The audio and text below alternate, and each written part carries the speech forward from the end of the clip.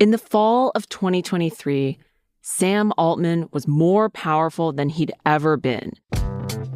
He and his armies of researchers had conquered new frontiers of technology and reaped the financial rewards. He had defeated those who challenged his power, like Elon Musk. His dominance was cemented, or so it seemed. Though he occupied the throne, there was, in fact, a powerful and mysterious board that governed him.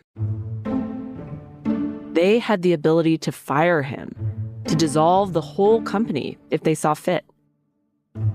On this board, there were 6 people, and one of them was a woman named Ellen Huet. She was a researcher who studied AI systems, and you can hear her passion here on the TED stage. AI is already all around us, so we can't just sit around and wait for things to become clearer. In October 2023, Helen co-authored a paper about various companies in the AI industry. As a researcher, Helen published lots of papers, but this one was not like the rest, because this one mentioned OpenAI, and it wasn't fully complimentary. Here's my colleague, Shireen Ghaffari. Toward the end of this document, they contrast OpenAI with a big competitor. The competitor is Anthropic, the rival company started by former OpenAI employees. So it was a bit of a sensitive subject. And in part of that paper, basically, they say that Anthropic was more safe and contrast that with the release of OpenAI's ChatGPT. You could read parts of it as sort of shining up Anthropic as a better model or example of how to be safe in terms of how it's releasing its AI models. Now, Helen's paper only mentioned OpenAI and Anthropic briefly, and it's overall a pretty benign comment. But Sam didn't like it. He was upset. According to our reporting, Sam started back-channeling, talking to one board member, then another, to try to gain their support to vote Helen out. He would approach someone and say, "This other person agrees with me," when sometimes that wasn't the case. A source told us that at one point, he said that a board member had said, "Helen's obviously got to go," when in fact, that board member was on Helen's side. Sam started lying to other board members in order to try and push me off the board. We were already talking pretty seriously about whether we needed to fire him.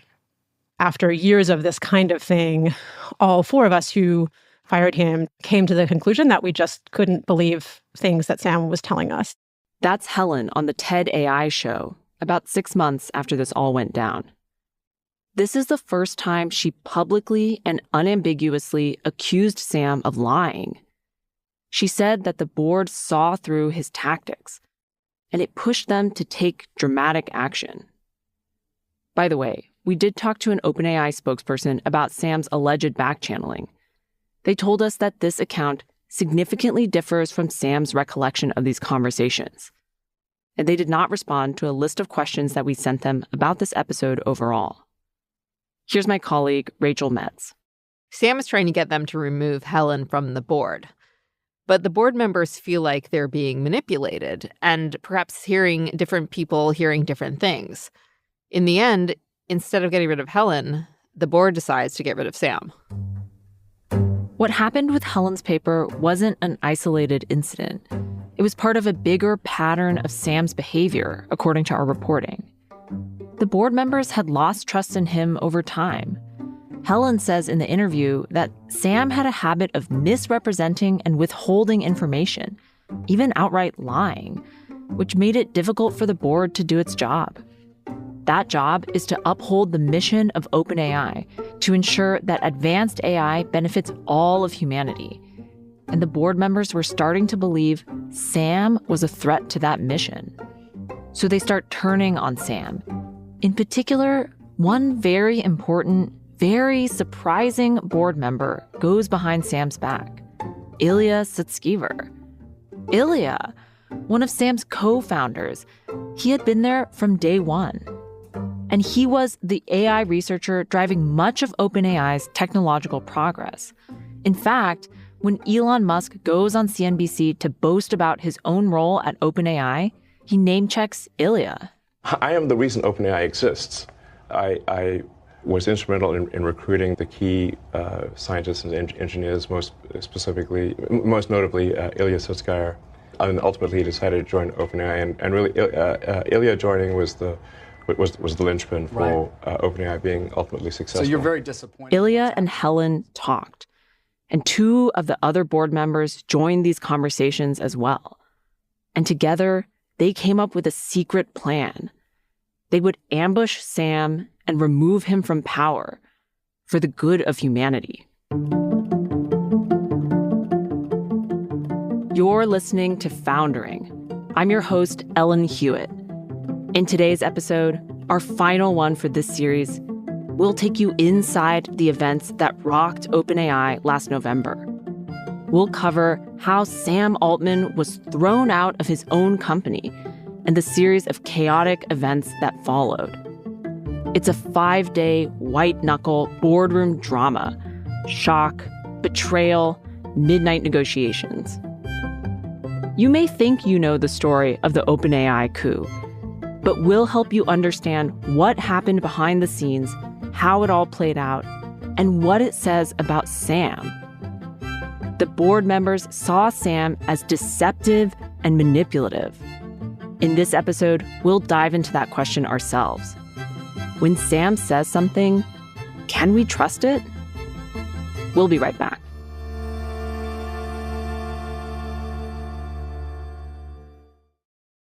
Sam has always emphasized that it's very, very important that he be able to be fired. As an example, he said it in front of his employees at an all-hands meeting in 2019. Here's Reid Hoffman, the co-founder of LinkedIn and a famous venture capitalist. He had recently joined the OpenAI board, and Sam brought him up to talk on stage. He ambushed me with the following question, which is, well, what will you do if I'm not doing my job? And I was like, well, I've never been asked this by a CEO in front of a company all hands before. This is the internal thought track. I was like, well, I'll help you, right? Because I'll help you do the job the right way. Because I'm like, what the hell, Sam? What, you're asking me this question? And he said, no, okay, say that doesn't work. I'm still not doing my job. What do you do? I'm like, well, okay, I fire you. Right? We get a new CEO. And he's like, okay, great. And I was like, okay.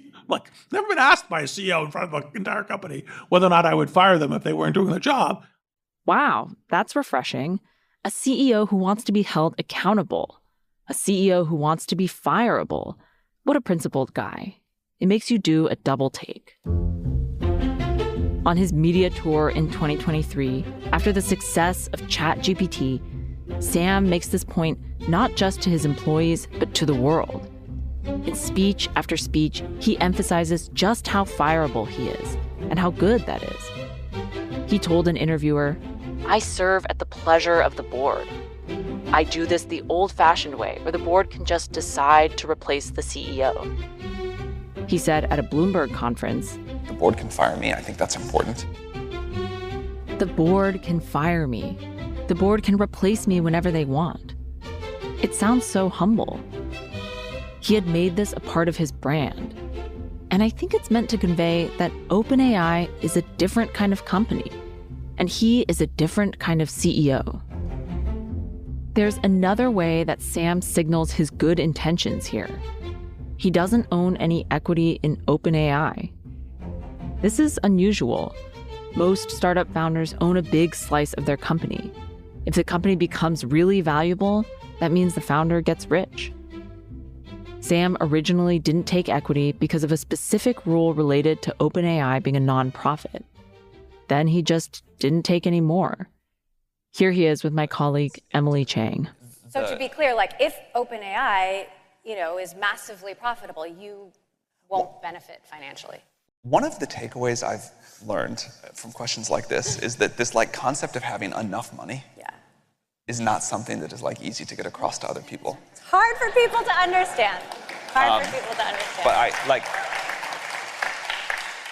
I have enough money. I'm going to make The thing is, Sam's already rich.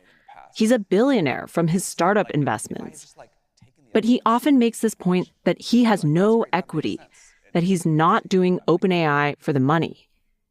It's another way for Sam to make himself sound non-threatening. He uses it to earn our trust, by suggesting he can occupy this very powerful position while remaining pure of heart. To his credit, I think he's being somewhat earnest here.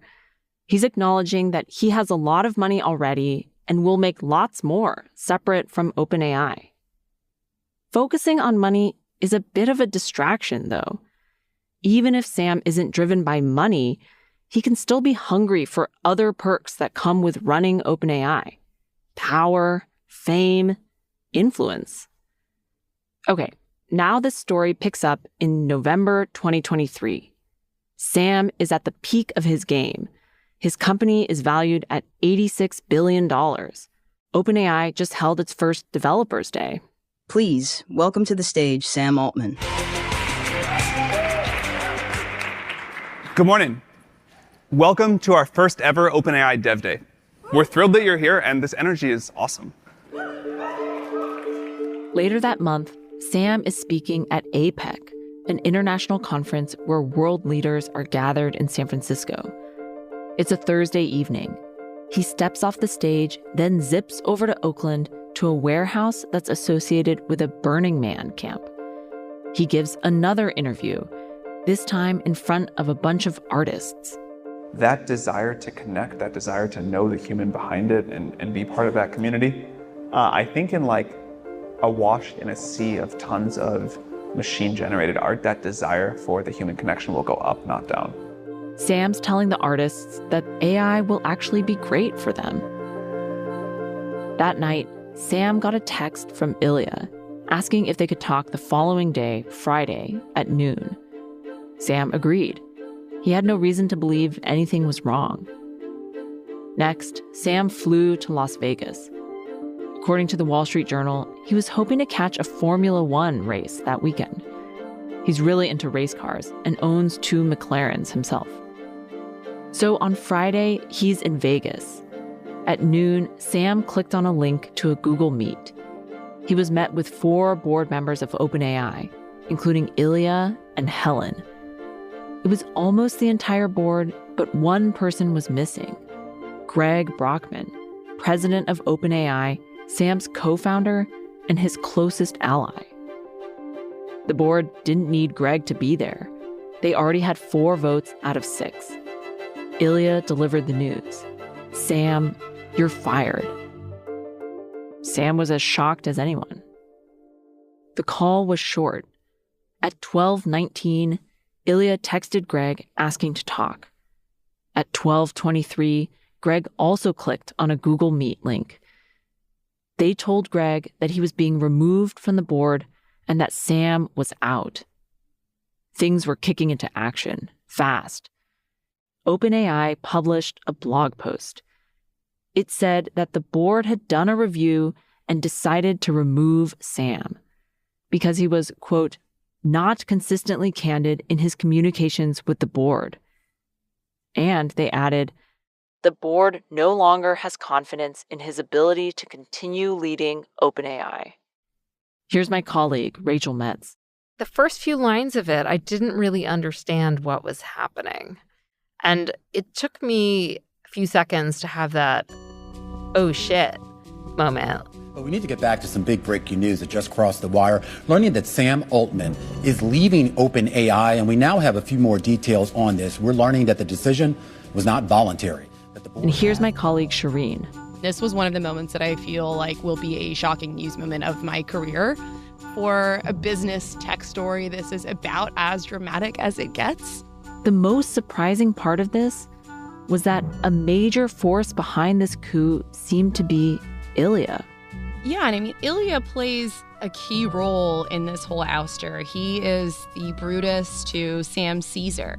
And this is a huge betrayal. I mean, this is a guy that's been working side by side with Sam, with Greg Brockman, right? And they're riding high at the peak of their success right now. They should be a happy trio. Like, it's just sort of a complete dissolution of what from the outside looked like such a successful partnership.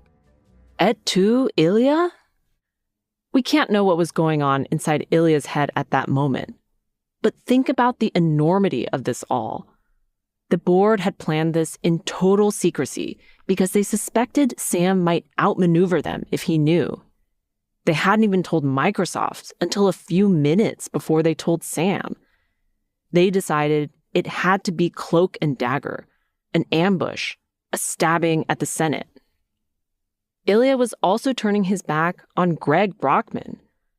Greg was a staunch ally of Sam, so the board had excluded him from their meetings about this plan, and they booted him from the board. For Ilya, this had to feel heavy. He and Greg had been close. Back in the early, idealistic days of OpenAI, it was the two of them running things, Greg chugging away at the business and Ilya dreaming up their research projects.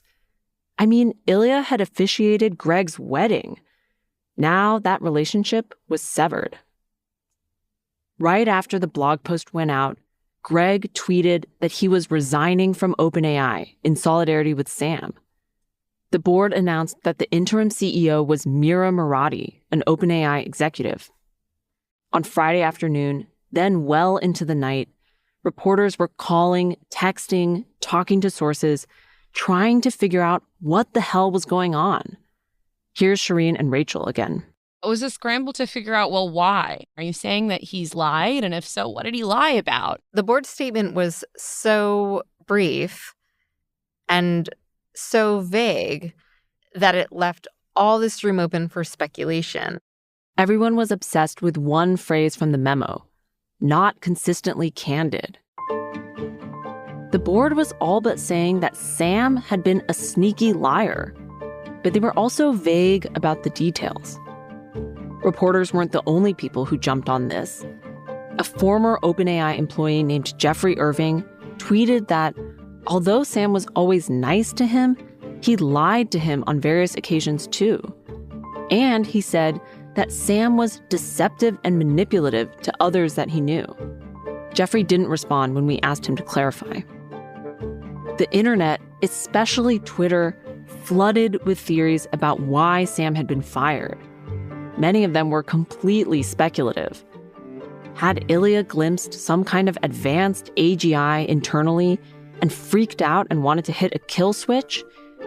The question became a meme on social media. What did Ilya see? Anyway, while everyone was trying to answer that, the weekend descended into chaos. On Friday, Sam and Greg thought they were just going to pack up and start a new company, I guess. And OpenAI's board members were looking for a permanent CEO to take over. But on Saturday, a new idea came into the picture, that Sam should come back. Investors and employees started pressuring the remaining board members to undo their decision and reinstate Sam. Back to the OpenAI story. It is still the top story. What is happening within OpenAI HQ 3 miles from where I'm standing? Is Sam Altman coming back or not? I'm parked outside of OpenAI's offices on Sunday with a handful of other AI reporters trying to see, Sam's reportedly in the OpenAI office negotiating a comeback. So I go there, I'm hanging out outside. I'm looking, can we see Sam coming out or leaving? And we're waiting for a new pope to be named. You're waiting for the smoke signal to come up. Totally. It was waiting for a smoke signal from the pope. The twists kept coming. On Sunday night, the situation, it just continues to unfold, and it's chaotic. Certainly has been for the last few days. A boardroom coup, investors pushing for Altman's return. Okay, fast forward to present day. This is the latest. After a game of musical chairs, Microsoft announces that Altman and his co-founder Greg Brockman will join Microsoft. This announcement literally on the heels of a frenetic weekend in Silicon Valley following the aftermath of Altman's firing on Friday. Microsoft shares. In addition to hiring Sam and Greg, Microsoft actually offers to hire any OpenAI employee who wants to leave to join them. At the same time, the OpenAI board has stayed firm. Even as talks were progressing about maybe bringing Sam back, the board made a new announcement. Late Sunday, Emmett Shear was appointed interim CEO of OpenAI after the board quietly vetted candidates starting on Saturday night.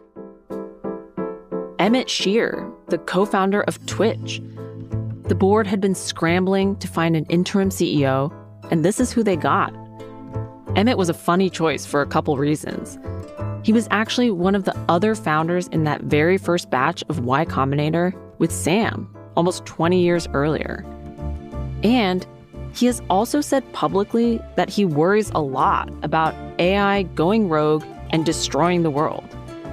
You can hear a mix of confidence and fear in his voice on the Logan Bartlett podcast when he talked in 2023 about superintelligent AI. And that kind of intelligence is just an intrinsically very dangerous thing because intelligence is power. Human beings are the dominant form of life on this planet pretty much entirely because we're more and smarter than the other creatures. It's like a universe-destroying bomb. Like, this is not a figure-it-out-later thing. This is like a big problem. Southern Manhattan, Miami might go on. Amidst all of this, things were getting really heated for Ilya. Of the 4 board members who voted to remove Sam, he's the only one who works at OpenAI. He's there alongside other employees. So he was experiencing the decision in a much more direct way than anyone else on the board.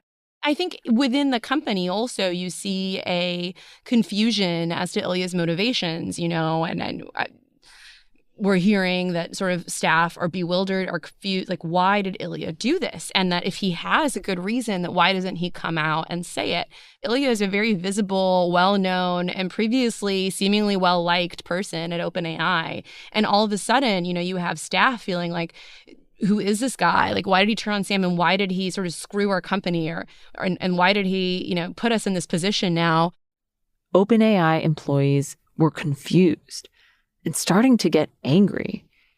They were rapidly souring on the board, including Ilya. On Sunday, Ilya invited OpenAI employees to an all-hands meeting. And basically, no one shows up, very few people, right? And it's clear that he just doesn't have the support of his company. And, people are furious with him. I think in part what all this did was show the board members who had forced out Sam Altman that there was a lot more employee loyalty than they had thought there was, and that they may have actually kicked off a complete revolt inside the company. And Ilya was also getting other sorts of pressure. According to the Wall Street Journal, Greg Brockman's wife, Anna, had a tearful conversation with Ilya in the lobby of OpenAI that Sunday evening. She was pleading with him to reconsider his plan, to change his mind and bring Sam back. Around 1:30 a.m. Monday morning, a group of fed-up OpenAI employees drafted a letter to the board. They said the way the board had fired Sam and hadn't given an adequate explanation had shown they weren't capable of leading the company.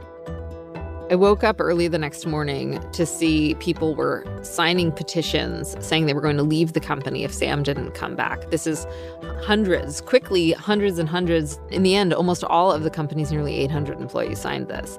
Posting on social media that OpenAI is nothing without its people. This becomes sort of a viral tagline that you see all over on X.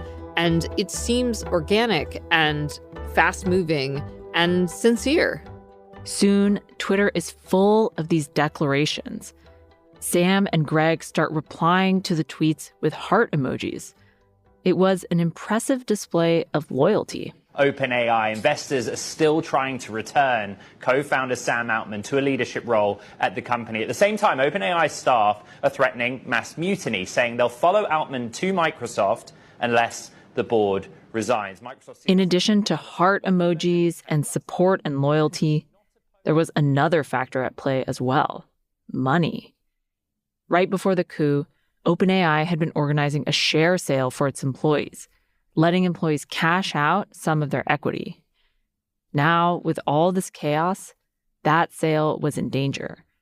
There was a lot of money at stake. This could create a whole new class of basically overnight millionaires, and they're looking forward to this. And then now you have the entire future of the company sort of up in the air. Certain investors are saying that they may not continue with the tender offer if Sam doesn't come back. So, goodbye to that house you were planning on buying or that early retirement you wanted to do. So that's a pretty strong financial incentive to sign this letter. And you could imagine that if 95% of your colleagues had signed a letter, there's significant pressure for you to sign it too. The craziest part of the petition is that it includes Ilya's name. By Monday morning, he has flipped. He tweeted, "I deeply regret my participation in the board's actions. I never intended to harm OpenAI. I will do everything I can to reunite the company. Perhaps Ilya was swayed by the outpouring of support for Sam from the entire company. Or maybe he folded because he realized his position was not looking strong. Here's Shireen. I think, if you're Ilya, he was feeling so much pressure from his fellow colleagues and peers. You have this overwhelming flood of people sort of making fun of Ilya and the board, or saying, like, well, how could you do this? And just sort of not taking this new leadership seriously. And so if you're Ilya, you have to be, like, really asking yourself if, what the path forward is here. And so, it kind of makes sense why he ends up reversing his decision and doing a complete 180 in a couple days. Once Ilya flipped back to Team Sam, and after all those employees had signed that letter, that was the beginning of the end of this effort to fire Sam. The remaining board members realized they had lost. They gave up on trying to get rid of Sam and instead focused on trying to get some concessions, like keeping him off the board until an investigation could be done into his conduct. Monday and Tuesday were hectic days full of negotiations on how to bring Sam back. In just a few days, Sam had grappled his way into a dominant position once again. Now, the question in these tense negotiations wasn't if Sam could be allowed back. It was, how do we please Sam? So all of a sudden, this board that orchestrates a coup sort of loses their leverage. And Sam just seems like kind of holds all the cards. And it becomes about, well, how can we make a deal that Sam is amenable to? By Tuesday night, they've reached a deal. The board is going to be overhauled. Helen is out, as is another board member who voted against Sam. Ilya is off the board too, though he's still working at OpenAI. New board members will be found. Most importantly, Sam returns as CEO. Greg comes back too. Greg tweets a celebratory picture to mark the occasion. So after Sam gets reinstated as CEO, Greg Brockman goes on X and he posts this selfie with a bunch of staff members like huddled behind him, and they're all grinning ear to ear. Some are holding up peace signs. And he posts, "We are so back." Which just sums up the mood so well, right? They're jubilant. They're just like partying. This is a complete win. That's right. They sent a company-wide memo that night telling people to come to the office to party. It's an unbelievable turnaround. In just 5 days, Sam went from being ambushed to being back as CEO, with his enemies cast out and an army of employees willing to give up their jobs on his behalf. In this version of the story, Caesar rises from the dead. He really does come back, in my view, stronger than ever, because he not only has, this new board that's he's helped hand select, but he has the entire backing of his company and this implicit kind of card that he can pull. And if at any point, he wants to, like, Microsoft will back him up. We'll have a spot for him and all of the employees who want to leave and go start their own version of the company. And so, yeah, I think Sam, in many ways, it's sort of like if you come for the king, you best not miss. Like, they really missed. We'll be right back. So, after 5 dramatic, head-spinning days, Sam was back. It was late Tuesday night. That week, OpenAI was actually off. It was the week of Thanksgiving. So the employees breathed a sigh of relief and tried to enjoy the holiday. And once that week was over and people got back to work, there was still this question that was never really answered. Why did Ilya and the others believe they should fire Sam?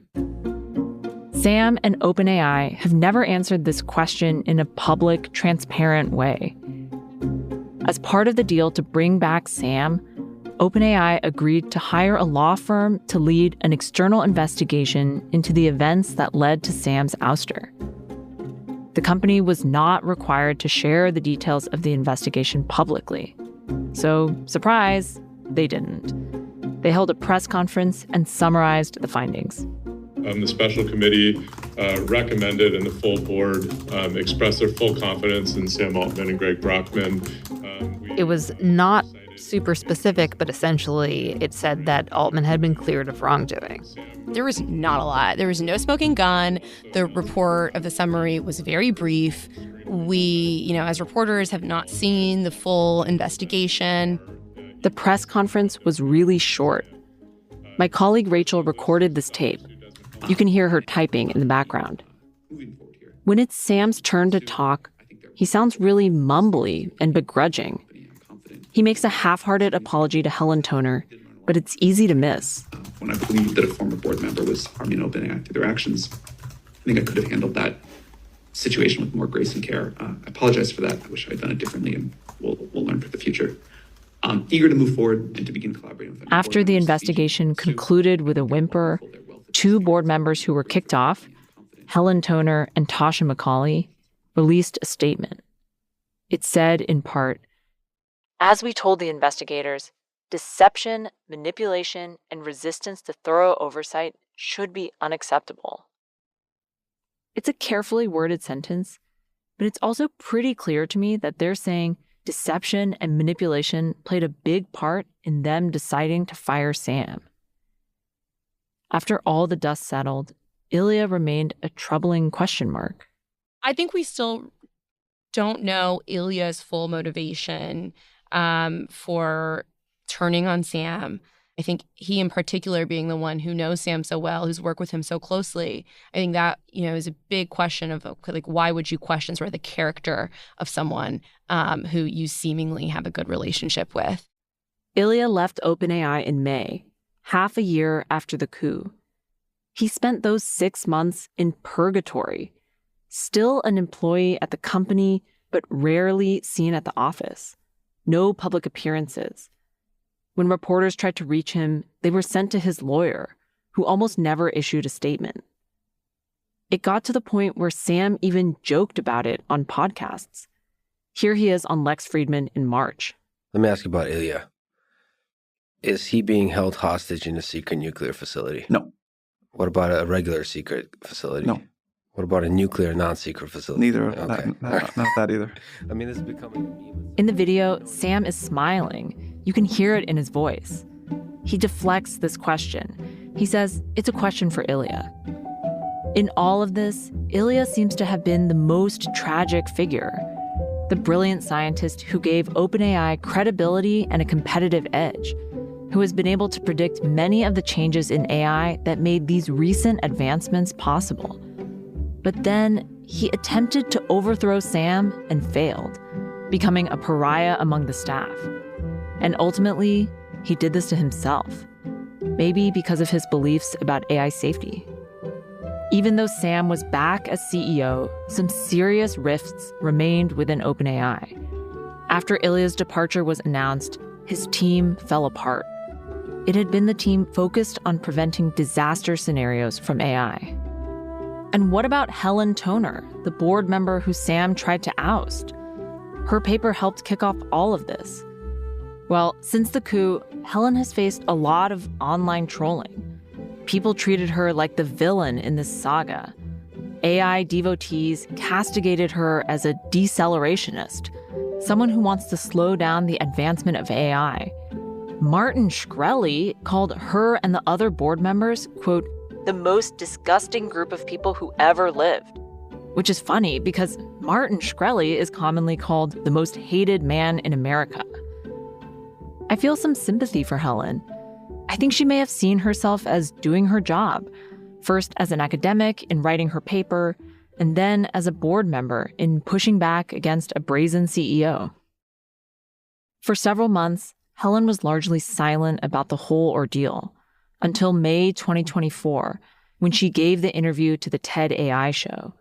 She sounds incredibly candid and confident in her criticisms of Sam.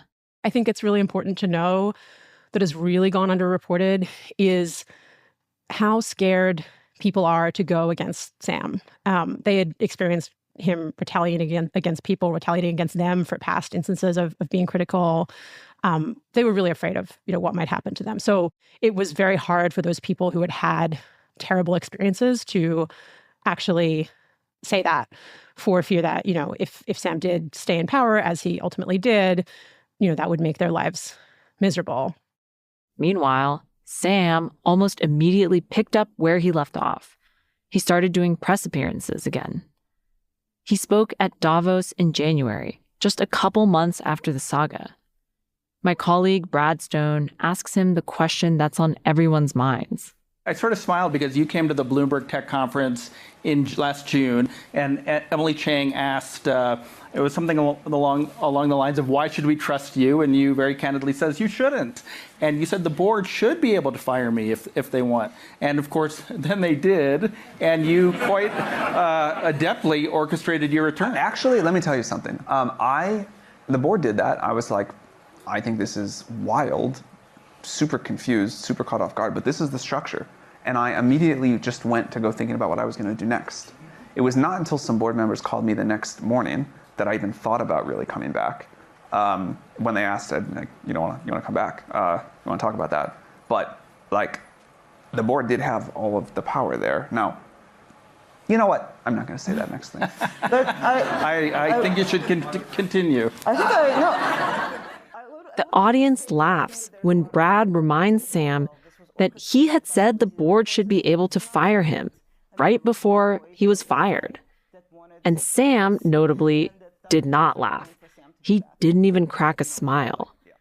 He responds that the board wanted to bring him back on. They had all the power there, not him. And then a third person on the panel, Anna Makanju, who's an executive at OpenAI, jumps in. I would also just say that I think that there's a lot of narratives out there. It's like, oh, well, this was orchestrated by all these other forces. It's not accurate. I mean, it was the employees of OpenAI that wanted this and that thought that it was the right thing for Sam to be back. I think I'll say is, I think it's important that I have an entity that can fire this, but that entity has got to have some accountability too. And that is a clear issue with what happened. Okay, so Sam is saying his usual talking point, that it's important that he can get fired. But he's adding a big caveat, that the board needs to do things in the right way. And in this case, they didn't. He's criticizing the board. Reid Hoffman agrees with Sam that the board was to blame for the whole fiasco. Reid had actually been on the board of OpenAI for years, but left in early 2023, just months before the coup. Well, when you look at the 4 board members who got together and fired Sam, 3 of them had never really had experience on other boards and understand kind of board governance. They had so little experience that there were 6 board members. They didn't invite the 5th, Greg Brockman, because they presumably knew that he would disagree with them. And you think, well, basic board competence is you don't disinvite the board members who you can disagree with. You want to hear the disagreement. You want to talk about it.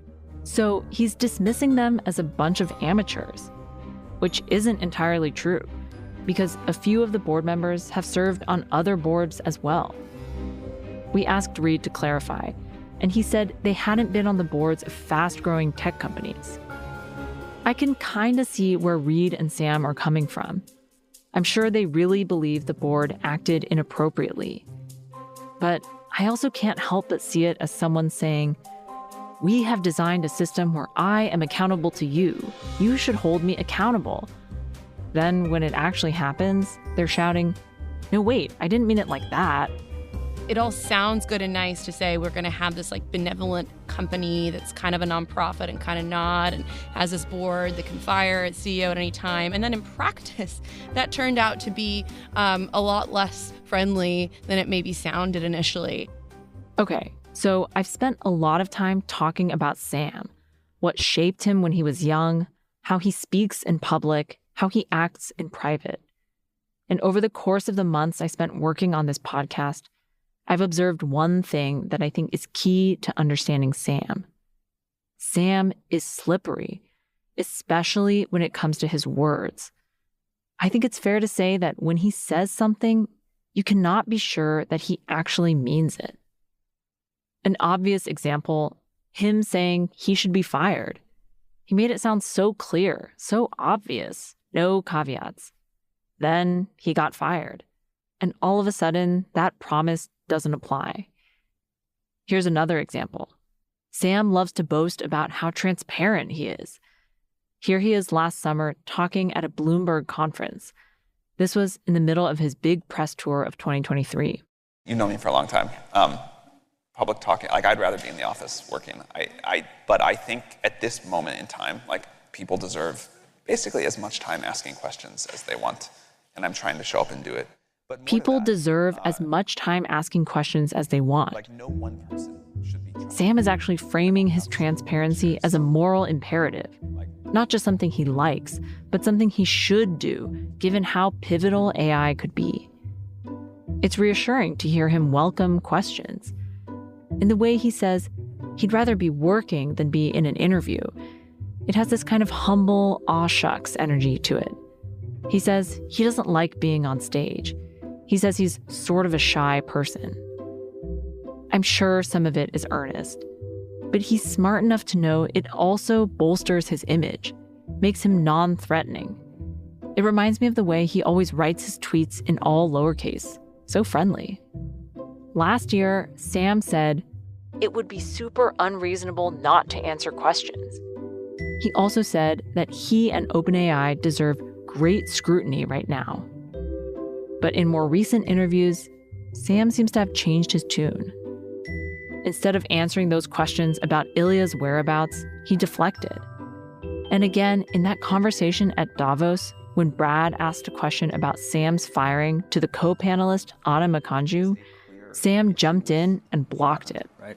Anna, you wrote a remarkable letter to employees during the saga, and one of the many reasons I was excited to have you on stage today was to just ask you, what were those 5 days like for you, and why did you step up and write that? Anna can clearly answer this if she wants to, but like, is really what you want to spend our time on, like the soap opera, rather than like what AGI is going to do? I mean, I'm wrapping it up, but I mean, go ahead. I think people are interested. Okay, all right. Well, we can leave it here. If you want, let's answer that question, and then we can move on. I would just say, for color, that it happened the day before the entire company was supposed to take a week off. So we were all on Friday preparing to. That comment, "Do you really want to talk about this soap opera?" is a perfect example of Sam's habit of grabbing control of a conversation. When he's asked a question he doesn't like or doesn't want to answer, he not only skates past it, he flips it back on the interviewer and chastises them for asking. Sam is a scold. I've noticed that he uses this tactic especially when journalists start asking him about interpersonal drama, messiness, instances where he might come out looking bad. He did a similar thing at a Bloomberg conference last year. My colleague Emily Chang asks him about Elon Musk, who has been bad-mouthing Sam and OpenAI, complaining that they are no longer open. Now, obviously, we've seen all the barbs that you and Elon have been trading in public and in interviews. Trading? I don't really. Well, you're responding. You get asked about it by people like me, to be fair. Mostly people like you, to be honest. Most other people ask about the technology, but that is true. Most other people ask about the technology. Ouch. His implicit message is pretty clear to me. It's virtuous and high-minded to want to talk about the technology, the science. It's petty to ask about his relationship with Elon. When Emily presses, he doubles down. Like, I really am happy to talk about this. If this is the most important topic, we can spend the rest of the time on it. Don't worry. Not the think... rest of the time, just some. Earlier, in a taped interview ahead of this onstage conversation, when Emily asked him a similar question about Elon, he dismissed her in the same way. I don't think this is in the top 100 most important things happening related to AI right now, for what it's worth.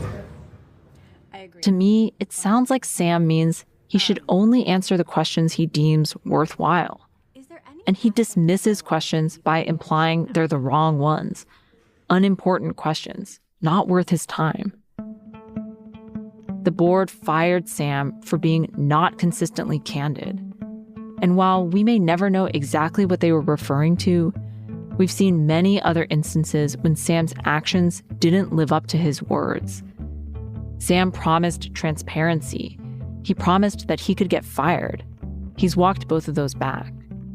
He talked a big game about how poverty shouldn't exist and how we should give money to everyone without conditions. But he set conditions on financial help to his sister. Even the actress Scarlett Johansson has complained about Sam's duplicity. She said that in 2023, Sam asked her to lend her voice to ChatGPT. She said no. And then, when an AI voice was released, it sounded so much like her that it confused even her family and close friends. Some of OpenAI's promises have also eroded. OpenAI started as a nonprofit, but many critics, most loudly Elon Musk, say they're not anymore, not really. The nonprofit board was supposed to have power over Sam, power to even dissolve OpenAI if they thought it was in line with the mission. Those board members tried to exercise their power, and as a result, they were removed. This pattern matters because Sam and OpenAI are making more and more promises with bigger and bigger consequences and asking us to take their word for it. Meanwhile, Sam's ambition keeps growing. He once considered running for governor of California. In addition to sitting at the top of OpenAI, he's overseeing other projects that connect to and support OpenAI, like a Sam Altman ecosystem.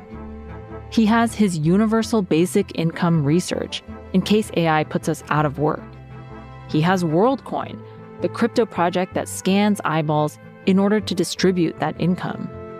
He has a nuclear fusion company that will create enough energy for AI. He's trying to raise enormous sums of money to make chips that power AI. Someone who knows Sam told me he wants to be world emperor. The goal is to take over the world. Paul Graham, Sam's former mentor, told a reporter, "I think his goal is to make the whole future."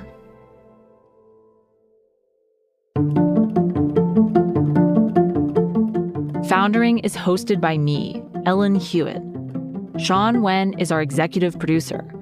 Rachel Metz and Shireen Ghaffari contributed reporting to this episode. Molly Nugent is our associate producer.